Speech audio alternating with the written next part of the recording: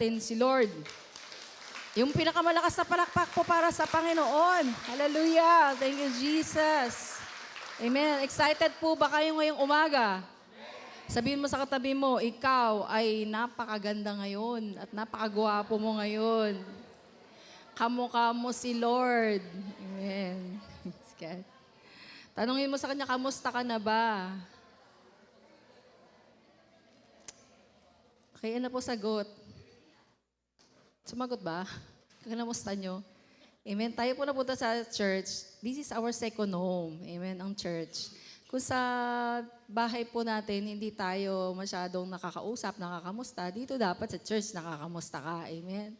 Dahil dito po, we are a family in Christ. Amen.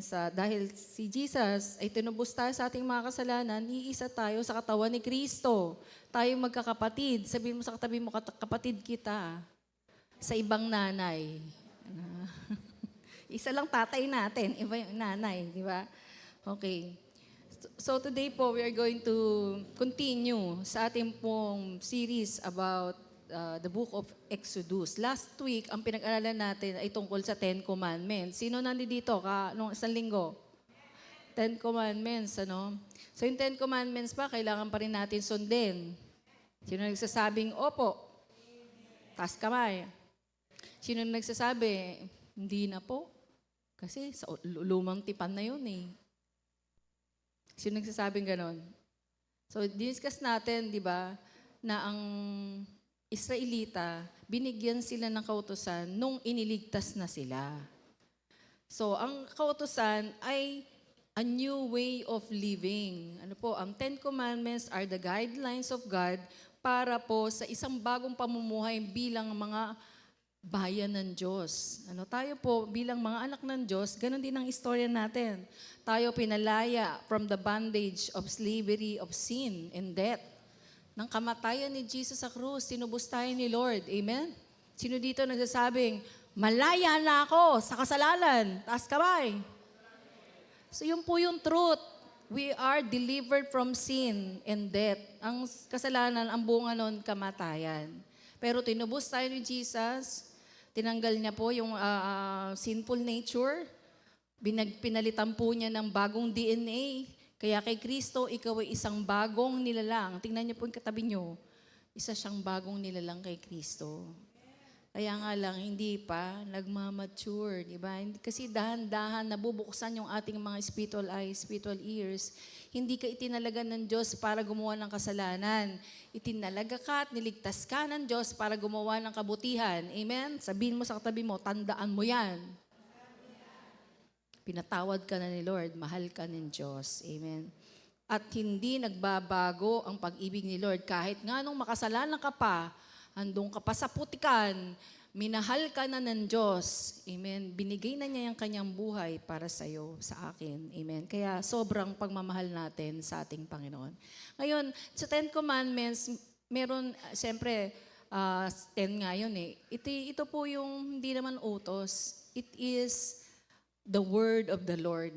Kasi ang mga tao, pag utos, ayaw sumunod, di ba? Pag binigyan ng utos naman ng utos to. Sino dito, yung mga magulang, utos ng utos, sabi ng mga anak, utos naman na ng utos, inutusan na naman ako. Di ba? Pero si Lord, hindi yung mga utos na yan, it is not a command, it is the word of the Lord. Ang tawag nga dyan po ay Decalogue. Decalogue, 10 words of God. At ang mga utos na yan ay regalo ng Diyos. Sabi nga ni Haring David, your law is my delight. Sino dito nagsasabing ang salita ng Diyos ay kanyang kasiyahan? Si David yun. David is the king of Israel. David is a mighty warrior. Nakapatay ng libo-libo. Pero sinasabi niya, your word is my delight. Your law is sweeter than honey to my taste. Amen? Yan ang sinasabi ni Haring David. So sa atin din po, ang kautusan ng Diyos, delight natin to. Ito po ang magpoprotekta sa iyo. Habang nandito tayo sa lupa, ito po ang proteksyon natin while we are living in this fallen world. Ang mundo po na to, nasa kasalanan, at nasa pagkabulok, nasa ilalim ng galit ng Diyos. Diba? Kasi hindi sila sumusunod at hindi sila makakasunod. Tayo lang po na nakakilala kay Lord, binigyan niya ng Espiritu niya para masunod natin yung kautusan. Amen. Sabihin mo sa katabi mo, nananahan sa'yo ang banal na Espiritu. Diba? We are the temple of the Holy Spirit. Tandaan mo yun. Tandaan mo yun. We are the temple of the Holy Spirit. Ano, yun ang truth. Kahit hindi mo nararamdaman, hindi ko naman nararamdaman. Templo ba ako ng Holy Spirit? Kahit hindi mo nararamdaman, iyon ang katotohanan. You are the temple of the Holy Spirit.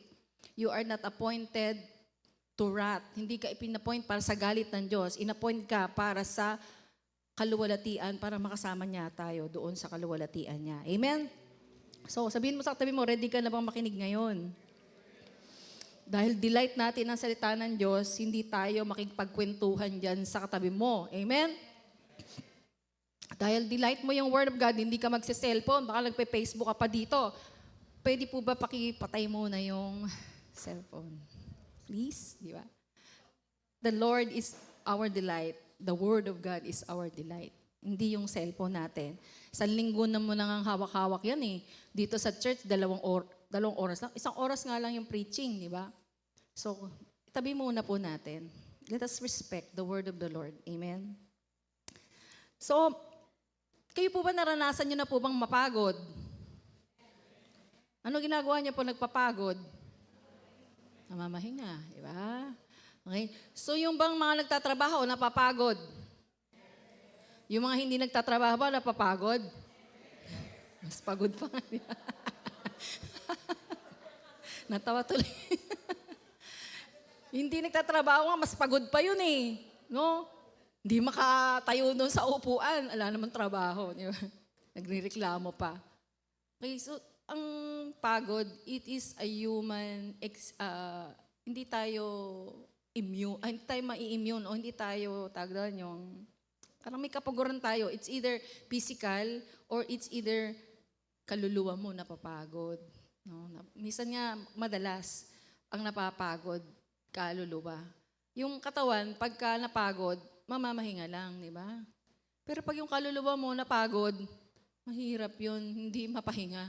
Kahit natutulog ka, pagod pa rin. Gumising ka, pagod pa rin. Ano ba yung kaluluwa natin? The mind, the will, and the emotion. Napapagod. Dahil sa dami ng mga kinakaharap natin. Alam niyo ba ngayon na ang mga tao po ay overloaded sa dami po ng mga information na hindi na niya kayang i-process. Kaya pagka po kayo nagre-reels, imbis po kayo napahinga doon, napagod kayo. Anong napagod sa inyo? Yung kaluluwa mo, yung isip mo, yung emotion mo. Sari-saring emotion doon. Natatawa ka, maya-maya, nagagalit ka dahil sa mga korap na mga opisyal. Gusto mo na rin sugurin ng Senado, di ba? Gusto mo na rin ganun, di ba? Napapagod po tayo doon, sari-sari. Plus, dumagdag pa yung problema mo sa bahay. Dumagdag pa yung problema ng kapitbahay kasi kachismis mo. Di ba? Napagod na tayo sa dami po ng ating mga dalat-dalat, bit. So, ang Panginoon gusto tayong magpahinga. Alam nyo ba na God created the whole universe within 6 days. Yan. Tandaan nyo na, nadali ko dun eh. Sa tanong, sa games. Ilang araw nilikha ng Diyos ang langit at lupa? Sabi ng iba, 7. Hindi, 6 days lang. Bakit? Ang 7th day, ano pa ginawa niya? Nagpahinga siya. Okay?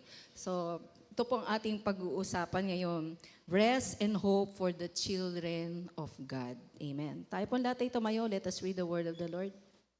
Natatagpuan po ito sa Exodus chapter 20, verse 8 to 11. Sabay-sabay natin basahin. Alalahanin ninyo ang araw ng pamamahinga at gawin nyo itong natatanging araw para sa akin. Magtatrabaho kayo sa loob ng 6 na araw. Pero ang ika-7 araw, ang araw ng pamamahinga ay itatalaga ninyo para sa akin. Ang Panginoon na iyong Diyos, huwag kayong magtatrabaho sa araw na iyon, pati ang iyong mga anak, mga alipin, mga hayop, o ang mga dayuhan na naninirahang kasama nyo. 11. Dahil sa loob ng 6 na araw, nilikha ko ang langit at lupa, ang dagat at ang lahat ng naririto. pero nagpahinga ako sa ikapitong araw. Kaya pinagpala ko ang araw ng pamamahinga at ginawa itong natatanging araw para sa akin. Tayo po yung mukhang manalangin. Panginoon, maraming salamat po Lord ngayong araw na to. Narito ang yung mga anak na mamahinga sa presensya mo. And Lord, it's so privilege, O God, na meron pa kaming pagkakataong mapakinggan ang mga salita mo. Let the Holy Spirit move freely. Kayo pong magsalita sa iyong mga anak. Bigyan niyo kami ng spirit of revelation, O God. Sapagkat, Lord, lahat ng nahayag, naliliwanagan.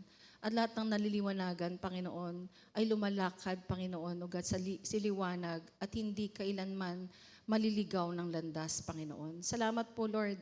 Salamat po at ikaw ay nandito sa aming kalagitnaan. The Holy Spirit is here. For you said in your word, where there are 2 or 3 gathered in your name, you are in the midst of them. Thank you, Lord, for your holy presence. Use me, O God, as your mouthpiece today. Sa iyo po ang kapurihan. In Jesus' name, amen and amen. Makakapo na po tayo. Praise God. So, ang ganda po ng binasa natin, ano? Pinapaliwanag dito sa ating pong, ngayong pag-aaralan, ipapakita yung purpose ni Lord. Bakit binigay yung Sabat? Kasi mayroong mga pananaw dito sa mundo. Maraming pong nagsasabi na mayroong sobrang strict. Ay, kailangan talaga Sabado. Sabat kasi is Sabado talaga yon. Sabat, sa Israel po yon from Friday sundown to Saturday sundown. At mayroong mga strict talaga sila. Ito yung pananaw nila na Sabado. Kaya nga meron tinatawag na Sabadista, di ba? So malalaman nyo na, pangalan pa lang nila, talagang pinapahalagahan nila yung Sabado. Sabado yung pagsamba nila, ito yung inutos. Sa mga Hudyo, ito po ang kanilang ginagawa. At marami po silang Sabat. Ano po, papaliwanag natin mamaya. Ayan. At ano po ang purpose ni Lord sa Sabat? Remember po, Israel has been slave in Egypt. Ilang taon nga po siyang slave sila? 430 years. Ang ibig sabihin ng slave, hindi pwedeng magpahinga. Okay po? Hindi pwedeng tatayo-tayo ka, ihiga-higa ka, hindi ka pwedeng uupo-upo. Kasi alipin ka eh. Di ba? Ikaw ay hindi lang swelduhan, alipin. Iba po yung alipin sa swelduhan, di ba? Yung swelduhan ngayon, nagtatrabaho ka, may mga rights ka pa eh. Pero sa kanila walang rights po yung mga slave. Kaya po, sa loob ng 430 years, walang pahinga. So imagine, no? God has called His people from Egypt dito sa wilderness para magpahinga. No? Yun ang number 1 na gusto ng Diyos, iba sa atin. Kaya niya kinreate ang langit at lupa para sa'yo at sa akin. Si God ba, nung nag-create po siya, kaya siya nagpahinga, napagod? Napapagod kaya si Lord? Hindi, di ba? Hindi siya napapagod. Kaya siya nagpahinga kasi tapos ang kanyang creation. And He wants to fellowship with the people that He created. Kaya itinangi po niya yung ikapitong araw. This is the Lord's day. This is the day where we will fellowship with Him. Dahil magandang kalagayan na ng nilikha ng Diyos. Wala naman ito ngayon. Dahil lang sa kasalanan, kaya po tayo naging alipin uli. Amen. Before, hindi nintend ni Lord na tayo magtrabaho. Hindi po tayo nagpatrabaho ng 6 days para lang mamahinga at magtrabaho uli. Yan ang hindi gusto ni Lord yun. Ang gusto nga ng Panginoon, forever rest.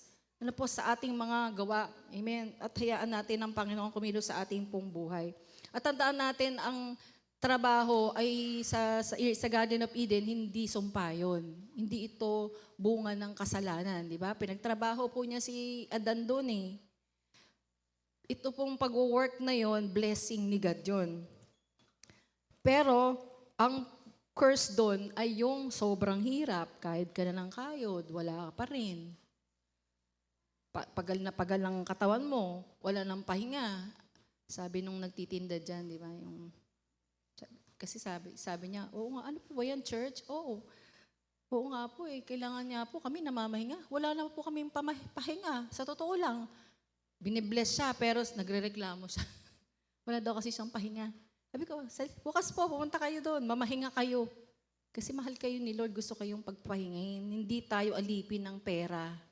Malakas nga ang kita nila, pero pagod na pagod sila. One day, magkakasakit. No, si God, alam niya, hindi tayo makinarya, di ba? Hindi tayo makina na walang pahinga. Gusto ng Diyos tayo magpahinga. Sabi mo sa katabi mo, kaya ka nandito. Mahal ka kasi ni Lord. Hindi ito utos na parang pabigat. Ang pagpapahinga ba, pabigat? Saan ka naman nakakita na pinagpapahinga ka na? Mabigat yan. Ayoko sumunod dyan. Kaya tuloy, ang mga tao, imbis na nagpapahinga, ay magtatrabaho kami paglinggo. Kasi akala nila yung utos. Hindi kasi muna inaalam kung ano yung utos, diba? Ito ay pag-ibig ng Diyos para sa atin. Amen. Mas malalim pa ang Sabat. Amen. Kaya po, pag-aralan nating mabuti. Praise the Lord. Okay. So, unang pananaw na yon, strict legalistic. Kaya nga noon, nung nasa religion tayo, sabi ng mga pare, magsimba kayo, sabi ng mga madre sa amin sa St. Paul, magsimba kayo, papirmahan nyo to kay Father. Pag hindi napirmahan, bakit hindi ka nagsimba? Parang yung utos na kailangan mong sundin, di ba? Napakahirap, napakabigat na obligasyon. Kaya ang gagawin ko na lang, bibili na lang ako ng misal. Kasi sabi ng madre, yung reflection daw nung sermon, isulat namin. Bibiling ko na lang yung misal, gagawa ako ng reflection, di ba? Ganun ang ginagawa natin. Kasi ayaw nating sumunod Ganun talaga yung mga tao. Ayaw sumunod sa utos. Pero ang utos ba to? Hindi, para to sa atin. This is the gift of God for His beloved children. Amen? Okay? Number 2, ang Sabat para sa Israel. Ang trabaho ay hindi sumpa. Ang sumpa, ang hirap, ang sakit at pagtatrabaho. Sabi ito sa Genesis chapter 3:17-19. Sinabi rin niya sa lalaki, dahil naniwala ka sa asawa mo at kumain ng bunga ng punong kahoy na ipinagbabawal sa iyo, susumpain ko ang lupa, gaya ng buong buhay. Kaya sa buong buhay mo, magpapakahirap ka ng husto para makakain. Tutubo sa lupa ang mga damo, ang halamang may tinik. Ang makakain mo'y nanggagaling sa mga pananim sa bukid. Kaya kailangang magpakahirap ka ng husto para makakain hanggang bumalik ka sa lupa na iyong pinagmulan. Dahil sa lupa ka nagmula, sa lupa ka rin babalik. So ito yung sumpa nung nagkasala na si Eva at si Adan, dahil sa pagsuway nila sa Panginoon, ito yung sumpa, verdict, di ba? Na magtatrabaho sila at magpapakahirap siya sa pagtatrabaho. Before, sa Eden, hindi siya nagpapakahirap. Nagtatanim, pero malago yung pananim. Walang salot. Hindi matinding init ng araw para matuyo yon at lagi mong diligin ng diligin. May hamog sa umaga na dumidilig sa mga pananim. No, kahit na po, iniwan mo lang dyan, bukas ng umaga, malago na yan. Hindi ka nagpapakahirap. That is the favor of God. That is the grace of the Lord. That is the blessing of the Lord. Amen, sa kanila. Pero dahil sa kasalanan, nagpapakahirap, bubungkalin. Pagka nagbungkal, mamaya-maya, kinabukasan, makita mo, dami nang agad tumubo. Tumubo, hindi yung halaman. Tumubo yung mga dawag, yung mga tinik. Di ba? Tatanggalan mo na naman isa-isa. Pagkatapos maya-maya, dumating na yung mga bibi, yung mga manok, kinalaykay na yung mga itinanim mo. Di ba? Nagpapakahirap ka. Ano ba naman yan? Tatanim mo na naman uli. Di ba? Yun yung part ng curse. Hindi, ang trabaho ay part ng blessing ni God. Amen? Sabihin mo sa katabi mo, ikaw, huwag kang reklamador sa trabaho. Okay? Kasi binigyan ka nga ng trabaho ni Lord. Kailangan mo lang isama si God doon sa trabaho mo. Amen? Kasi para yung favor, blessing niya, andoon po, hindi na tayo nasa ilalim ng sumpa sa ating mga trabaho. Amen? Naniniwala ba kayo? Kaya kayong payamanin ni Lord? Meron niya akong narinig magsasaging lang saging. Nagpa-pray siya, sabi niya, Pastora, pa-pray nga ako. Kasi yung mga saging ko na may bumili ngayon, marami, maubos ito. Sabi ng pastora, naniniwala ka ba? Kaya mong yumaman sa pagtitinda ng saging. Hindi lang ito mauubos ngayong araw ng paninda mo. Magsusupply ka ng saging sa buong Pilipinas. Talaga po. unahin mo lang si Lord. O after 6 months, nagkita sila. Pastora, totoo po yung sinabi nyo. Nagsusupply po ako ng saging sa buong Pilipinas. Ha? Sabi ko, paano nangyari yun? Kahit yung pastora, di makapaniwala. Pero inuna niya si God. Every morning, nagpe-pray siya. Babasa ng Bible. Inuna si God. Alam niyo po, ikinonek ako ng Diyos sa mga supplier. Sa maraming mga client, agent. No, lumawak, wala pang internet noon eh. At naging supplier po siya ng saging sa buong Pilipinas. Nag-export pa sila sa ibang bansa. So meron bang mahirap sa Panginoon? Walang mahirap kay Lord. Unahin mo lang siya ang Sabat. Amen. Pahinga sa piling ng Panginoon. Kasi kaya ni Lord i-provide. Amen. Thank you, Lord. So dito sa Genesis, sa Exodus 20:10, pero ang ikapitong araw, ang araw ng pamamahinga, italaga nyo sa akin ang Panginoon na yung Diyos. Huwag kayong magtatrabaho sa araw na yon. Pati ang iyong mga anak, mga alipin, mga hayop o mga dayuhan na naninirahan na kasama nyo. So ito po yung sinabi ng Panginoon sa mga Israelita. Sabi kasi dito sa Exodus chapter 16:23, bago pa lang sinasabi po yung batas, ipinapakita na ng Lord yung Sabat. Dito sa Exodus 16, sinabi ni Moses sa kanila, iniuutos ng Panginoon na magpahinga kayo bukas. Kailan po ba ito? Nung kalalabas lang po nila sa Egypt. Dahil araw ng pamamahinga. Na banal na araw para sa Panginoon. Kaya lutuin ninyo ang gusto nyo lutuin. At ilaga ang gusto nyong ilaga. At ang matitira ilaan para bukas. Okay, sinabi na po yan ni Lord. Exodus chapter 16. Para sa Israel, ang Sabat ay issue ng trust. Pagtitiwala sa Diyos, di ba? Naalala nyo ba nung ang Israel ay sinabi ni Lord, araw-araw may malalaglag na mana. Pero sa ika-6 na araw, kukuha kayo doble. Kasi sa kapitong araw, kahit lumabas pa kayo't mamulot, wala kayong mapupulot. So yung Israel ba nakinig? Hindi. Lumabas pa rin sila ng ika-3 araw, wala nga silang napulot. At saka yung mana, napupulutin nila na double sa 6 day, hindi mabubulok. Yung mga pinulot nila nung una, nung first hanggang 5th day, pag sinobrahan nila, nabubulok. Pero yung pang-6 na araw na doble, hindi nabubulok. Kasi ibig sabihin, magpo-provide ang Panginoon ng pangailangan nila. Kailangan lang nilang sumunod. Ito'y araw ng pagdiriwang sa Israel. Ang lahat ng Sabat sa Israel, piyesta yon. Kasi ito yung pagpapasalamat nila sa Panginoon sa pagliligtas. Katulad ng 7 feasts. Yung feast of the Passover, Sabat yun. Hindi dapat magtrabaho. Ang Feast of the Tabernacle, Feast of the Unleavened Bread, Feast of the Trumpet. 7 yun. Lahat yun, Sabat. Alang magtatrabaho. Papahinga po sila. Ito yung Holy Convocation o banal na pagditipon. Meron din po silang tinatawag na sabbatical year. Next slide. Ito po yung ikapitong taon. Taon-taon po yun, every 7 year, sabbatical year. Nakalagay po yun sa Leviticus chapter 25, verse 1 to 7. Lista nyo, basahin nyo po sa bahay. Doon sa ikasapitong araw, ikapitong taon, hindi po sila magtatanim. 1 taon yun. Hindi lang 7 araw yun. 1 araw. 1 taon, hindi magtatanim sa lupain. Mamamahinga po, pati lupa. Alam niyo ba, nag-aaral po yung mga agriculturist natin. Kailangan pala talaga ipinapahinga yung lupa para mag-ani ng madami. Bakit? Kasi katatanim, nagiging acidic pala yung lupa. Kaya pagka hindi mo ipinahinga, may tutubo, pero konti na lang aanihin. So, ang galing talaga ni Lord, di ba? Magpapahinga, ika-17, ang hirap nun. Kailangan mo talaga magtiwala sa Lord buong 1 taon. Pero sabi ni Lord, sa ika-6 na taon ninyo, aani kayo ng doble. At kung susunod kayo sa Sabat, hanggang ika-8 taon, kinakain nyo pa rin yung inanin nyo nung pang-6 na taon. Ganon niya ipoprovide. So it is a matter of trust in the Lord. At meron din silang tinatawag na 50th year, Sabat.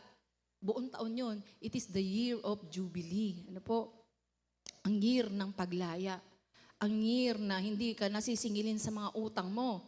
Hindi ka na aalipinin, yung mga alipin, palalayain. No, ito ay Sabat sa Panginoon. Matatagpuan yan sa Leviticus chapter 25, 8 to 16. So lahat na ito para sa tao, no po, ang Sabat. Maganda po ba ang Sabat? Maganda Sabat. Kaya wag natin itong gawing legalistic, no, yung sobrang stricto. Makita natin kanina kung ano ba ang ginawa ni Jesus. Ano dito? Ang ugat ng Sabat, no, sa number 3, ay pagkilala, ay Sabat sa paglikha at pagliligtas ng Diyos. Ito pong Sabat ay paglikha at pagliligtas ng Lord. Ang goal ng creation o paglikha ay upang makapamahinga tayo sa piling ng Diyos. Ang Diyos ang katapusan ng paglikha. He is the end of creation, di ba? Siya ang lumikha at pagkatapos nyon, sabi niya maganda at napakaganda, lalo na nung kinreate niya yung tao. At dahil lang nasa isip niya, makaka-fellowship ko na kayo. Kaya merong isang araw ng pamamahinga. Itinalaga ng Diyos. Kailangan ba ng Diyos talagang magpahinga? Hindi. Ang gusto niya lang makasama niya tayo. Sabihin mo sa katabi mo, gusto lang naman ni Lord makasama ka. Pero dahil nga sa kasalanan, nabago, di ba? Mga mindset natin na iba. Kaya si Satan, ayaw niyang matutuklasan natin itong mga katotohanan ng Word of God. Kasi mapapahinga ka eh. Hindi ka lang mapapahinga sa trabaho mo, physical. Mapapahinga pati kaluluwa mo at sa mga gawang walang kabuluhan. Diba? Religion. Yung mga empty works, mga dead works ng religion na kaya ka magsisimba para ka maligtas, kaya ka susunod sa Ten Commandments para ka maligtas. Hindi tayo may lililigtas ng Ten Commandments.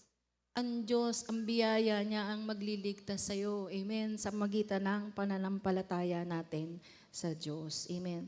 Sabbath is created. Next slide. Sabbath is created. Ang araw ng pamamahinga o Sabat ay nagpapaalala na ang Diyos ang ating manlilikha. Sa Diyos galing ang ating buhay. Kaya pag pumunta ka dito sa araw ng Sunday, sinasabi mo, Lord, galing sa iyo lahat ang buhay ko. Nire-remind niya, nilikha ka niya. Kaya may isang araw na mamamahinga ka sa piling niya. Amen ba? Ganda ba? Ba, pinapakita mo, napumunta ka dito, ina-acknowledge mo na, Lord, ikaw ang aking creator. Number 2, dapat natin siyang sambahin. Kasi siya ang lumikha sa atin. Amen. Siya yung Diyos. Dapat tayong mabuhay para sa Kanya lang. Amen. Kasi kung nilikha ka niya, may purpose siya sa iyo. At ikaw ay mabubuhay para sa Kanya na ayon sa Kanyang layunin. Ang Sabat ay nagpapaalala na wala tayong magagawa kung hiwalay tayo sa Kanya. Amen. Palakpakan nga po natin si Lord. Pag hindi tayo nakakasamba, ba, gulong-gulo isip natin. Pero pagka napunta ka dito sa church, nakita mo yung kapatid mo, mas malala pa yung problema sa'yo. Tapos nakakayanan niya, nakangiti pa siya. Pagkatapos naririnig mo pa yung mensahe, nakita mo pa yung magandang pastora. O, saan ka pa? Di ba? Yun.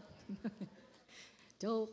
Kamaniwala kayo, huwag niyo ipagkakalat yun, ha? Atin-atin lang yun. Ay, nakalive pala tayo. Okay, so, napibless tayo, tama po ba? Ibang-iba talaga pagka nakasamba ka, pag araw ng linggo, nakapamahinga ka, mararanasan nyo. Nararanasan nyo ba yon? Kaya kalugihan natin kung hindi tayo nagpupunta dito sa church. Amen? Naalala ko si Ate Ope. Kakasakit na nga siya sa nakakalimutan na niya, pero ang linggo, hindi niya yan nakakalimutan. Nag-lockdown tayo, di ba? Sabi niya, kailan ba tayo mananambahan? Tanong siya ng tanong sa akin lagi, pumunta ako doon sa kanila, di ba? Pagsamba na naman, magsamba na tayo. No? Ilalagay niya ang sinasabi, hindi niya nakakalimutan ang araw ng pagsamba. Dahil yun po yung reason why we are here. We are created to worship the Lord. Amen po ba? At itinangi yung isang araw. Although every day is a day of worship. Kasi yung ating buhay ay nakatalaga na sa Panginoon sa pamumuhay para ipakita ang kanyang kaluwalhatian, sumunod sa mga pamamaraan niya para makita ng mundo na kakaiba tayong mga tao. So dapat tayong nasa isip natin dapat ito, yung araw ng pagpunta dito sa church. Para sa mga Christian kasi, ang linggo ang ating Sabat. Bakit ito po yung itinalaga ng bagong tipan? Dahil nasa ilalim tayo ng bagong covenant. Ang ating kapahingahan ay na-realize nang si Jesus Christ ay nag-resurrect, nabuhay siya muli. Amen? Dahil doon, totoong pahinga tayo sa ating mga kasalanan. Totoong lumaya tayo sa ating mga kasalanan. Kung wala ang resurrection ni Jesus, hindi kompleto ang gospel. Kung namatay lang siya at hindi natin naaalala ang nabuhay siya mag-uli. Kaya every Sunday, this is the Resurrection Sunday for the Christians. This is the realization that God is faithful at tayo ay mayroong kaligtasan na lahat ng mga prayer natin nakakarating doon sa trono ng Diyos dahil buhay ang ating Diyos. Palakpakan nga po natin siya. Amen. Ngayon, ano ba ang parusa sa mga Israelita pag sila po'y lumalabag sa Sabat? Bakit ito kailang seryosohin? Ano po? Ang paglabag sa Sabat ay paglabag sa buong tipan ng Diyos. Remember that the people of Israel is a covenant people. Ano po? Tinangi sila ng Lord, nakipagtipan ng Diyos sa kanilang mga ninuno na si Abraham, si Isaac, si Jacob, ano po, ang mga ninuno ng mga Israelita. At ang Panginoon tapat siya sa kanyang covenant. At siya po ay nakipag-covenant sa iyo at sa akin. Amen? Sa mamagitan ng ginawa ni Jesus Christ sa cross, nakipag-isa tayo sa Kanya. May covenant tayo. Sabihin mo sa katabi mo, may tipan ka kay God. May covenant tayo kay Lord. Hindi ito ordinaryong ritual na nakagawian na lang natin yung pagpunta dito sa church. Mahalaga po ito. Sabihin mo sa katabi mo, mahalaga ito. Don't take lightly, no, na kaya mo ipagpalit. Maglalaba ako eh.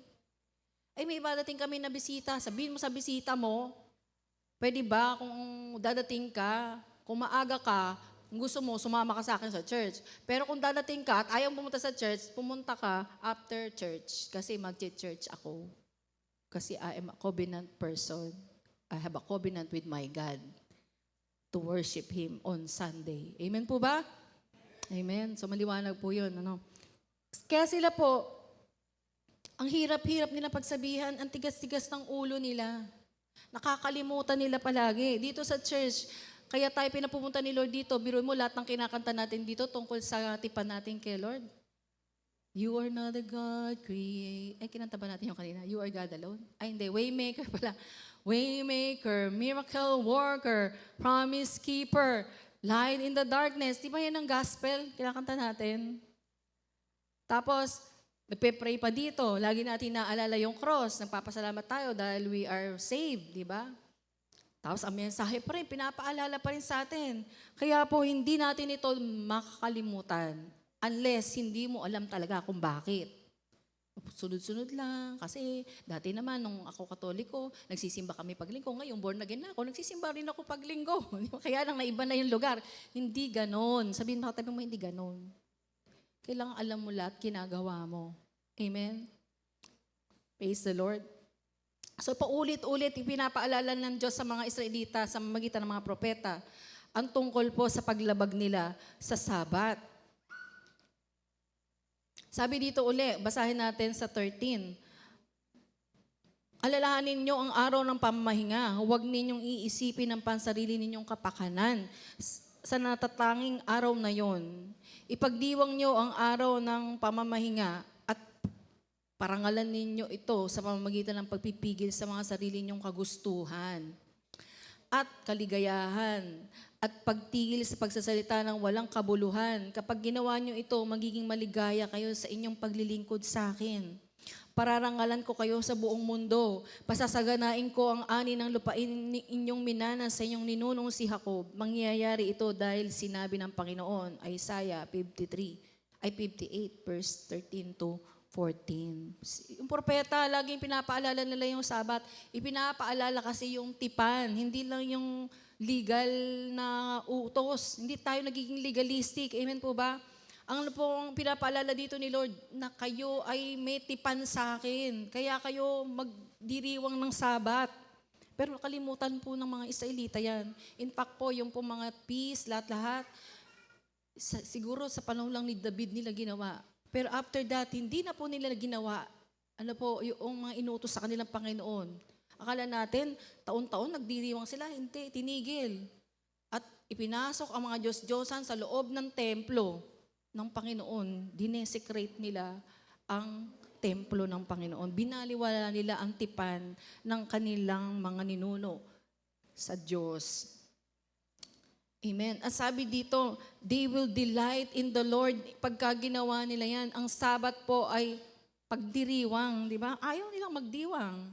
Dito sa panahon natin ngayon, nung Mayo, ang dami pong piyesta. Tama? Sumasamba pa talaga sila sa Diyos.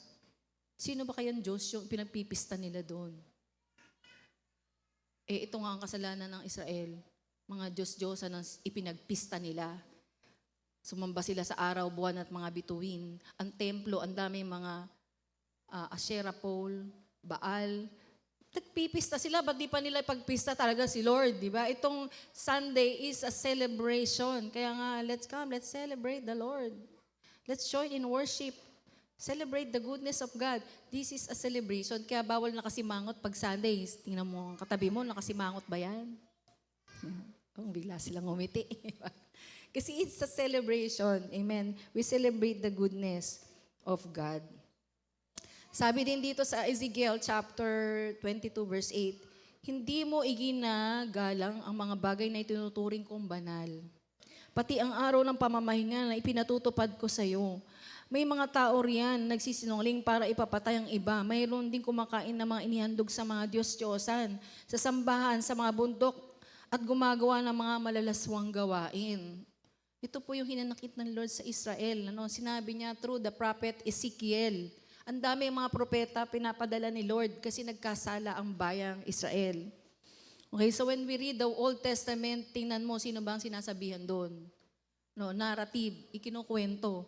At tingnan mo kung paano mo i-apply ngayon sa panahon natin ang mga salita ng Diyos. Amen.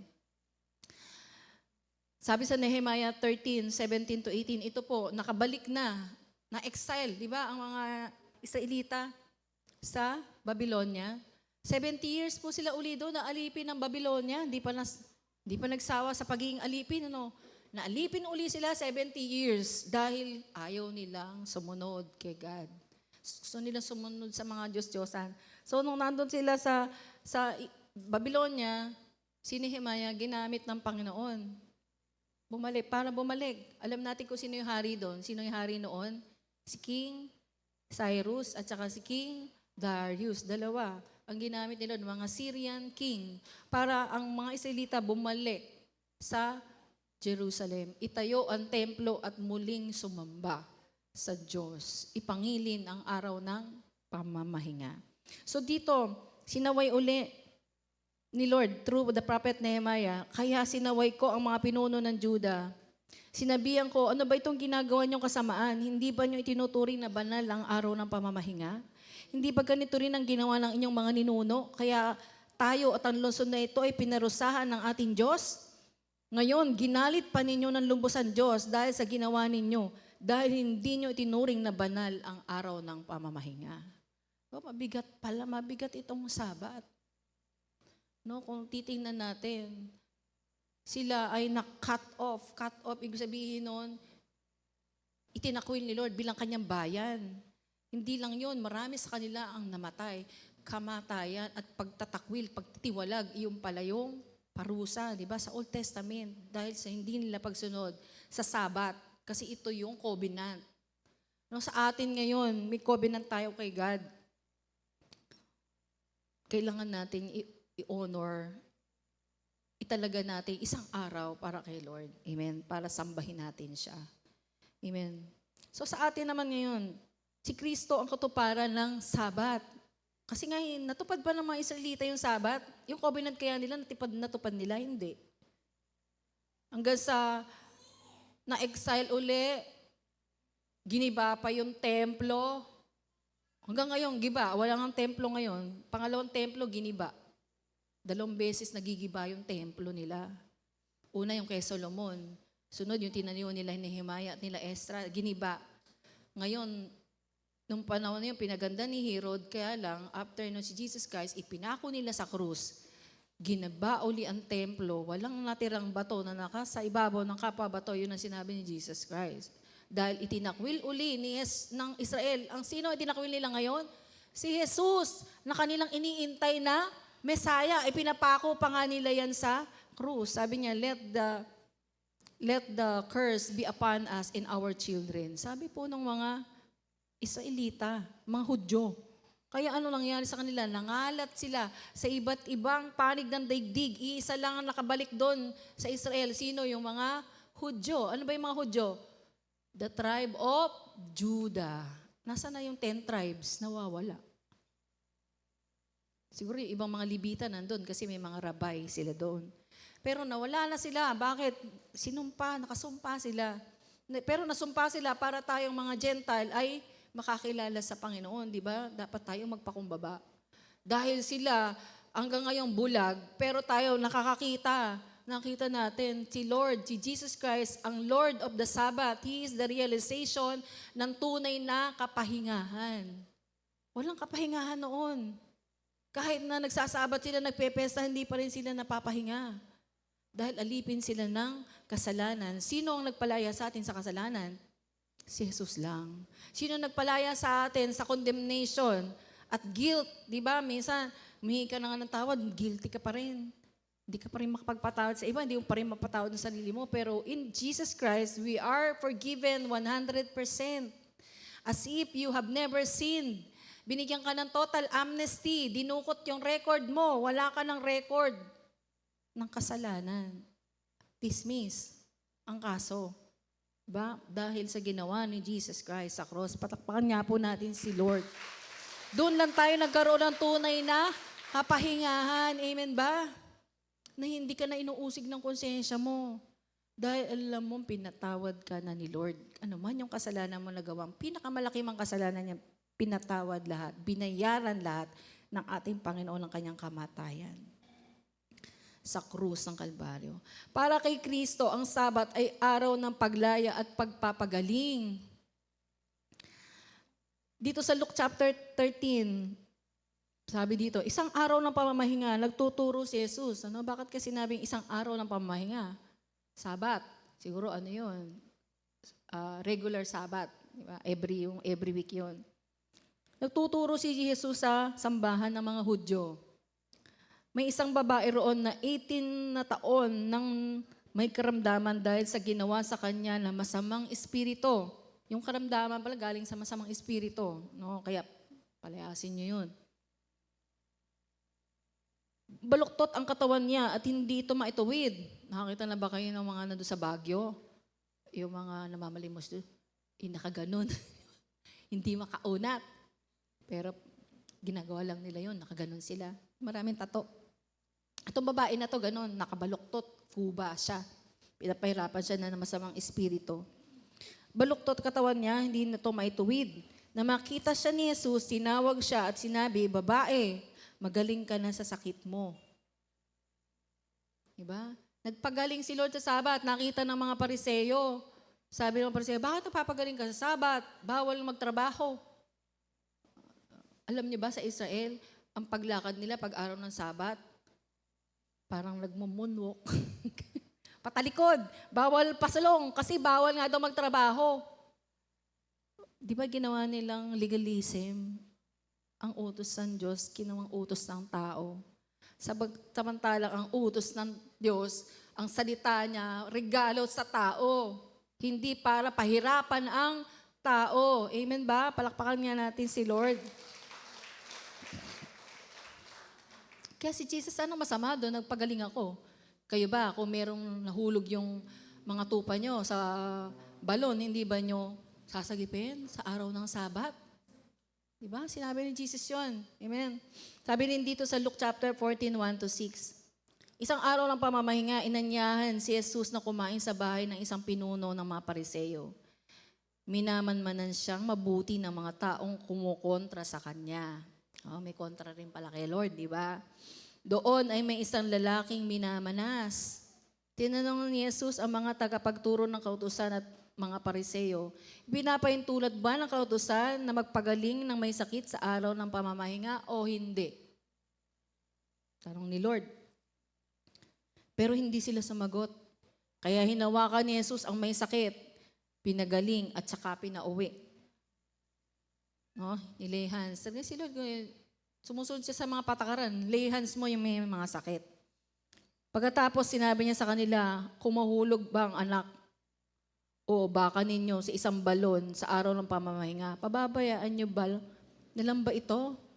Siyempre, iaahon niyo agad, hindi ba? Hindi sila nakasagot sa tanong niya. Okay, kasi nga, sa mundo to, ginawang relihiyon, ang relasyon kay Lord na ang lahat ng mga salita niya ay para sa ikabubuti po natin. Amen? Pero ginawang batas na parang na mas mahalaga pa yun kaysa sa kapakanan ng mga taong naghihirap. Sabi ni Jesus, ito 18 years, pinapahirapan ni Satanas, hindi ko ba siya kakalagan? Kaya ang araw ng pamamahinga o araw ng Sabat ay araw ng paglaya. Amen? Araw ng pagpapagaling ni Lord. Ito ay araw ng kaligtasan. Palakpakan po natin si God. Hallelujah. Praise the Lord. Number 6, ang Sabat para sa atin ngayon. So binago ng muling pagkabuhay ng Panginoong Hesus ang lahat ng bagay. Mula noon, ang mga nananampalataya ay nagtitipon na ito yung araw ng linggo. So makikita natin yan, si Pete, si Pedro, pupunta dun sa mga churches, si Paul, pupunta sila, sumasamba sila sa araw ng linggo. Sabi pa nga ni Paul, mangolekta ka ha, sabi nga ng Biyernes pa lang, ay Sabado pa lang. Kasi sa araw ng linggo, ay sasamba tayo. Ibibigay na yung mga koleksyon. Ganon sila. Kaya wala nang offering pag araw ng Sunday sa kanila kasi naibigay na. Sabado pa lang. Ganon pala sila. Gawin kaya natin yun. Gcash nyo na lahat ang mga offering ninyo. Sa kanila, ganon. Kasi siyempre may gagamitin sila para sa pagsamba nila. Yung lugar, baka rerentahan nila. Mga ilaw, mga pagkain. So kailangan talaga nila ng financial, para ma-celebrate nila yung araw ng Panginoon. So tayo ngayon, mula noon, ang mga nananampalataya nagtitipon na tuwing linggo, araw ng resurrection o the Lord's Day. So dapat nating ilan ng isang araw sa pagsamba sa Panginoon every week. Kung natatapat yung work mo ay nagiging sagabal, hindi ka makapunta, isang alang-alang natin yon. Sabi, ang Sabat is a matter of trust. Pwede bang humingi ka kay Lord, na Lord, bigyan mo ko ng trabaho na yung linggo, hindi mahahadlangan ang pagsamba ko sa'yo? Kaya ba ni Lord na ibigay sa'yo yon? Sabihin mo, ko, malaki yata ang kita ko dito. Hindi kaya ni Lord na ibigay ang mas malaking sweldo sa'yo kung uunahin mo lang siya sa araw ng pamamahinga at pagsamba sa Panginoon. Amen ba? Hindi kaya, magbubukas ako ng tindahan ngayong linggo kasi maraming customer pag linggo. Hindi kaya ni Lord doblehin ang kita mo sa susunod na araw dahil uunahin mo siya. Saan ba lang gagaling yung mga customer na yan? Diba? Sa Panginoon. Amen? Pero ang nasa mundo, parang okay lang sa kanila. Pero isang araw, sisingilin sila ng hindi nila pamamahinga. Magkakasakit sila, magkakaroon ng problem. Di ba? Kasi apart from the Lord, we can do nothing. Amen. Amen. Praise the Lord. So, dapat tayo magtiwala upang makapamahinga tayo sa trabaho at hayaan na si Lord ang mag-provide ng mga pangangailangan natin. Natutuwa si Lord pag inuuna natin siya pag-araw ng linggo. Kasi pinapakita mo sa Kanya na nagtitiwala ka na ipagkakaloob niya ang pangailangan mo. At iingatan ka niya, hindi ka magkakasakit. Ang pagkakasakit ngayon, hindi ito para sa mahirap kasi mamamatay ka dahil ang mahal. Kung wala kang pera, punta ka na talaga, pipila ka. Kaya ingatan mo ang sarili mo, mamahinga ka pag araw ng linggo. Sabihin mo sa katabi mo, ingatan mo ang health mo, sumamba ka pag araw ng linggo.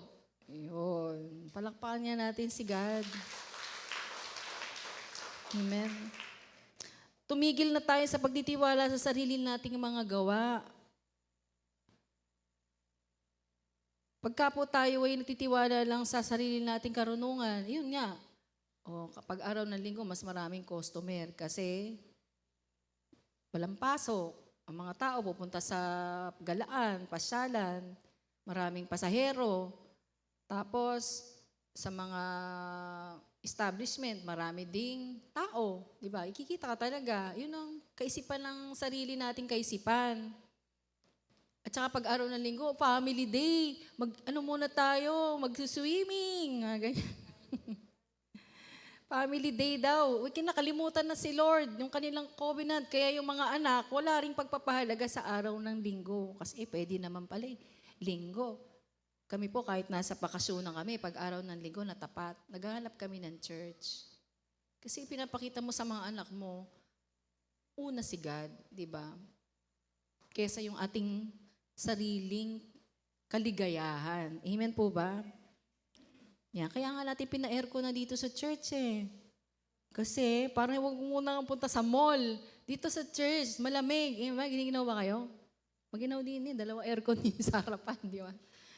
No, kaya po, ganun, winning atmosphere tayo. Yayain niyo po yung mga kapitbahay niyo. Yayain niyo yung mga mayayaman. Paano natin mawiwin yung mayayaman? Yung church natin, mainit. Siyempre, yung mga mayayaman, ang bahay naka-aircon, ang sasakyan naka-aircon, sa opisina naka-aircon. Pagtaas dadalhin natin sila sa church, parang nasa gilid ng impyerno sa init. Di ba? Sa atin, kaya natin yon, pero yung mga hindi Christian, kaya pina-aircon ni Lord yung church. Di ba? Magpo-provide siya. Kasi kingdom niya to eh. Church niya ito. Amen. Sabi dito sa Hebrew chapter 4, 9-12, kaya may kapahingahan pang nakaalaan sa mga taong sakop ng Diyos. At ang kapahingahan ito'y katulad ng pagpapahinga ng Diyos sa ika-7 araw. Sapagkat ang sino mang magkakamit ng kapahingahan mula sa Diyos ay magpapahinga rin sa mga gawain niya. Tulad ng pamamahinga ng Diyos, natapos niyang likhain ang lahat. Kaya sikapin nating makamit ang kapahingahing ito. Huwag nating tularan ang mga tao noong una na sumuway sa Diyos at baka hindi natin ito makamtan. Amen. So itong kapahingahan na to sinasabi ng Lord, meron pa isang kapahingahan. Ito yung tinatawag na eternal rest. Hindi doon sa eternal gardens lang. Maraming napunta sa eternal garden, hanggang doon lang sa garden. Ang ating sinasabing kapahingahan na to, yung pagkatapos ng buhay natin sa lupa, uuwi tayo doon sa piling ng Diyos. Amen? Forever. At kung hindi pa tayo mamamatay at darating si Lord, ito yung kapahingahan na sinasabi niya. Kukunin niya tayo sa araw na pagbalik niya, yung rapture. Kukunin niya tayo. Mamamahinga na tayo. Konting tiis na lang. Sabihin mo sa katabi mo, konting tiis na lang. Malapit na siyang dumating. Amen. Praise God. Meron pa ba dyan slide? Wala na. Okay. So, kailangan natin itoon ang focus natin sa walang hanggang Sabat na ito. Kaya tayo pumupunta dito every Sunday to remind us merong isang kapahingahan walang katapusan. Amen. Kapahingahan sa piling ng Panginoon sa kalangitan. Kung tayo man sa lupa, makamit mo man daw ang lahat ng sanlibutan, kung mapapahamak naman ng iyong kaluluwa, anong ibabayad mo dito? Diba? At ano sabi ni Lord?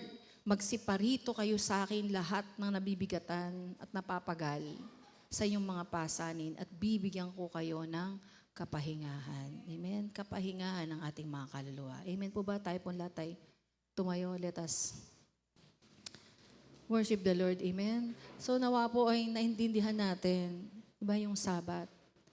Sabi ni Lord, huwag kayong tumulad sa mga Israelita, hindi naniwala, hindi sila makakapasok sa kapahingahan ko. Sabi Lord, sumusumpa ako, hindi sila makakapasok sa aking kapahingahan dahil napakinggan din nila ang ebanghelyo, pero hindi nila ito pinaniwalaan. Amen. Pero tayo ngayon naniniwala at meron tayong kapahingahan sa Panginoon. Awitin natin yung kanta dito. Meron akong kantang, matagal na tong kanta na to eh. Yung, give us clean hands, give us pure heart. Let us not give our souls to another. Pakilagay nga yung lyrics, mga anak. Papaliwanag ko. Kasi dapat yung kinakanta natin, prayer natin to kay God. Sabi nung kanta dyan, we bow our hearts, we bend our knees, O Spirit, make us humble. We turn our eyes from evil things, O Lord, we cast down our idols. So give us clean hands, give us pure heart, let us not leave our souls to another. Give us clean hands, give us pure heart, let us not. Oh God, let us be a generation who seek your face, O God of Jacob. Bakit sinabi, O God of Jacob? Si Jacob, isang mandarambong. Si Jacob, isang mandaraya. Magnanakaw ng birthright. Pero, nakipag-covenant si God. Tayo din, di ba? Maraming kahinaan. God wants to have a covenant with you. Parang sinasabi ito, ang Diyos natin, Diyos na tinatanggap ka, maging sino ka pa man. Diyos na nagmamahal kahit na makasalanan tayo. Pero dahil kay Kristo, hindi ka na makasalanan, binago ka na. No? Ikaw ay isang covenant person. You have an eternal destiny. At ayun ang kapahingahan sa piling ng Panginoon. At magmula dito na mamahinga tayo sa ating mga gawa. Gawang walang kabuluhan. Gawang bunga ng self-righteousness. Gawa na nakakapagod dahil parang hindi mo ma-please kung sino man yung gusto mo ma-please. Di ba? Dahil religion. Ang religion ay religion ng pagpapahirap. Ang mga religion. Pero si God, He wants you to rest. He wants to heal you. He wants to deliver you. Amen. Amen. So, kantahin natin ito ng buong puso. Thank you, Lord God. Umpisahan natin sa verse. Yes, Lord. We bow our hearts. We bend our knees. Oh, Spirit, come make us humble. We turn our eyes from evil things. Oh, Lord, we cast down our idols. So yeah, let us give us pure hearts. Let us not leave our soul to another. Give us clean hands. Give us clean hands. Give us pure heart. Let us not leave. Let us not leave our soul to another. So God, let us be a generation that seeks your face, oh God, oh Jacob. Oh God, let us be a generation that seeks your face, oh God, oh Jacob. Yes, Lord. And give us clean hands. Give us pure hearts. Let us not live our soul to another. Give us clean hands. Give us clean hands. Give us pure heart, Lord. Give us pure heart. Let us not live our soul to another. So give us clean hands. Give us pure heart. Yes, Lord. Give us pure heart, Lord. Hinugasan mo kami ng iyong banal na dugo, Panginoon. Nilinis mo ang aming mga kamay, Panginoon. Yes, Lord God. So we lift our hands to you, Lord God. Hallelujah. Taas po natin mga kamay natin sa Panginoon. Let us not lift our souls to another. So God, let us be a generation that seek your face, oh God of Jacob. Oh God, let us be a generation that seek your face, oh God of Jacob. God, let us be a generation that seeks your face, oh God of Jacob. Oh God, let us be a generation that seeks your face, oh God of Jacob. Amen. Thank you, Lord. Sa mga oras na ito, kung ikaw lang, ngayon ka lang nakapakinig nito, nakita mo ang pag-ibig ng Diyos sa'yo. Gusto niyang makipag-covenant sa'yo. Gusto mo ba siyang tanggapin bilang Panginoon tagapagligtas ng buhay mo? Kung nagsasabi na gusto ko siyang tanggapin, Lord, Pastora, gusto ko makasama doon sa mamamahinga, magpapahinga sa aking mga kasalanan, magpapahinga sa aking mga gawa. Pwede ba? Itaas mo lang yung kamay mo, ipagpe-pray kita. Sino man yun. Sige po, taas po lang natin mga kamay natin. Amen. Kung itinaas mo yung kamay mo, pwede bang maanyayahan ka dito sa harapan? Ipagpe-pray kita. Sige po, punta lang po kayo dito. Huwag kayong matakot. Ito na yung araw ng iyong kaligtasan. Ito yung araw na buburahin ng Diyos lahat ng mga kasalanan mo naka-record. Lilinisin ka niya na walang kasing linis. Parang niebe sa kaputian. Yun ang sinabi ng Panginoon. Sabi lang niya, halika kayo, magkatwiranan tayo. Gaano man kadami ang iyong kasalanan. Handa akong patawarin lahat ng yan. Handa kitang linisin. Amen? So kung kayo po ay nagtaas ng kamay, punta po kayo dito sa harapan. Ang altar po, bumababa ang presensya ni Lord. This is the place where we pray every day. Nananalangin po kami dito. Mga kalalakihan, nananalangin, pumupunta po dito sa harapan. Dito po, tinakatag po ng Diyos ang bawat isa sa atin. Ang kanyang banal na spirito yung pumupunta po dito sa daong ito. Ang tangible presence niya at alam ko napaka-special ng gagawin ng Panginoon sa iyo sa araw na to. Amen. Thank you, God. Oh God, let us be a generation that seeks, who seek your face, oh God of Jacob. Oh God, let us be a generation that seeks your face, oh God of Jacob. Oh God, let us be a generation that seeks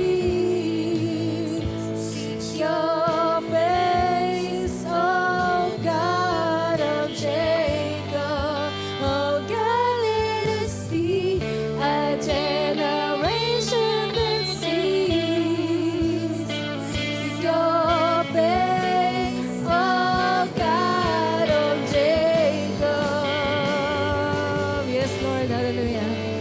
Panginoon, patuloy kayo dinadalangin, Lord God, yung mga anak mo nandito, Diyos. Patuloy, Lord God, na maghari, Panginoon, ng kapayapaan sa puso at isipan nila, Lord. Hallelujah. Clean their hearts, clean their minds, oh God. Hallelujah, Jesus. I declare, Lord, hallelujah, your plan shall be established, oh God. Panginoon, tanggalin niyo po, Lord, ang mga things in the past, oh God, dahil binago mo na sila, pinatawad mo sila as if they have never seen, Lord God. In Jesus' name, receive the Spirit of the Lord. Receive, hallelujah, the anointing of the Lord. Hallelujah. Receive the healing of the Lord. Receive the deliverance of the Lord, ng paglaya ng Panginoon sa iyong buhay in Jesus' mighty name. Receive The joy of the Lord. Hallelujah. Tanggalin mo, Panginoon, lahat ng mga kalungkutan. Panginoon, ang bandage ng kaaway, Panginoon, sa kanila. In Jesus' name, they are, Lord God, free to serve the Lord. Hallelujah. Free to proclaim your word, oh God. Hallelujah. In Jesus' name, receive the blessing of the Lord. Hallelujah. You're no longer a slave to poverty, but you are now the son, the child, the daughter of the living God. Hallelujah. Thank you, Lord. Receive the healing in Jesus' mighty name. Receive the wisdom. Receive the peace of the Lord. Receive the healing in Jesus' mighty name. Thank you, Lord God, Panginoon. Sumunod po kayo sa prayer na to. Sabihin natin, Panginoong Jesus. Sige po, ilakas natin. Panginoong Jesus, salamat po. Minahal mo ko, tinubos mo ko, pinalaya mo ko sa lahat ng mga gawang walang kabuluhan. Pinalaya mo ko sa kasalanan, binigyan mo ko ng bagong buhay, at itinuring mo ako na iyong anak. Salamat po, magmula ngayon, Lord, mamumuhay ako na may kalayaan, na hindi mahihiya, ipatotoo ka sa mga tao sa daigdig, Panginoon, sa aking mga kaibigan, sa aking mga mahal sa buhay. Panginoon, salamat po. Tinatanggap ko ang kalayaan ko. Tinatanggap ko ang kagalingan ko sa pangalan ni Jesus. Tinatanggap ko ang aking buhay na walang hanggan. Salamat po, Panginoon. Salamat po at ang covenant, Lord, natin na ako ang iyong anak at ikaw ang aking ama.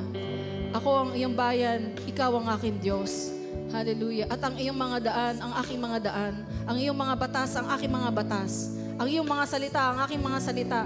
At Lord, ang aking mana ay buhay na walang hanggan. Maraming salamat po, Panginoon. Ito po ang aking panalangin sa pangalan ni Jesus. Amen at amen. Palakpakan po natin si Lord. Amen. Praise the Lord. Okay po, hug one another. Amen. Thank you, Jesus.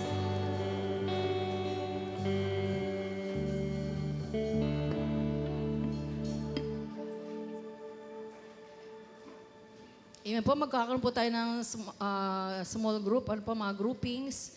Kung natatandaan po ninyo yung mga kagrupo po ninyo, ito po ang didiscuss natin. Ano po, ano ang kahalagahan ng araw ng pamamahinga para sa'yo? Base sa ating pong napag-usapan. Ano po, at anong gagawin mo para ito ay tuloy-tuloy mong maisagawa sa iyong buhay at maipasa sa iyong pamilya. Amen.